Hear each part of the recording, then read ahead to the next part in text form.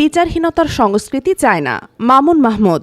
বিএনপির জাতীয় নির্বাহী কমিটির সদস্য অধ্যাপক মামুন মাহমুদ বলেছেন, বিচারহীনতার সংস্কৃতি যেন এদেশে চালু না হয়। বিএনপি বিচারহীনতার সংস্কৃতি চায় না। অপরাধীদের বিচার না হলে এদেশে আবার শেখ হাসিনার মতো স্বৈরাচারী শাসকের জন্ম হবে। তাই তারেক রহমানের নির্দেশনায় আমরা এমন একটা সমাজ গড়তে চাই যে সমাজে কেউ কারো দোকানে চাঁদা চাইবে না, কেউ কারো বাড়ি, জমি ও মিল কারখানা দখল করবে না। স্বৈরাচারী শেখ হাসিনা ও তার সরকারের মন্ত্রী এমপিরা দেশের মানুষের হক মেরে, মানুষের টাকা মেরে, রাজপথে গুলি করে মানুষ মেরে এত অন্যায় করেও শেখ হাসিনা একটা দিন জেল খাটতে চায়নি। পালিয়ে গেছে ভারতে। ভারত যদি তাকে ফিরিয়ে না দেয়, আমরা যে কোনো মূল্যে তাকে ভারত থেকে ফিরিয়ে এনে বিচারের মুখোমুখি করব। শুক্রবার বিকেল 4টায় সিদ্ধিরগঞ্জ মিজমিজি পাই নাদি রেকমত আলী উচ্চ বিদ্যালয় প্রাঙ্গণে নাসিক 1 নম্বর ওয়ার্ড বিএনপি ও অঙ্গ সংগঠনের উদ্যোগে আয়োজিত শীতার্থদের মাঝে কম্বল বিতরণ অনুষ্ঠানে প্রধান অতিথির বক্তব্যে তিনি এসব কথা বলেন।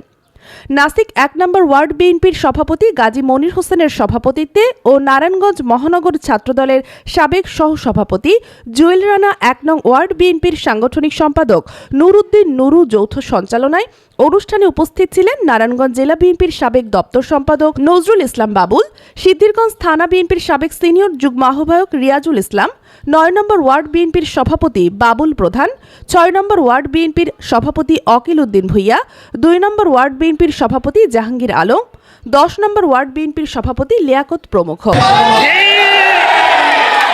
যদি শেখ হাসিনাকে ভারত ফিরিয়ে না দেয়, তাহলে আমরা যে কোনো মূল্যে ভারত থেকে শেখ হাসিনাকে ফিরিয়ে এনে এই হত্যাকাণ্ডের দায়ে তাকে বিচারের মুখোমুখি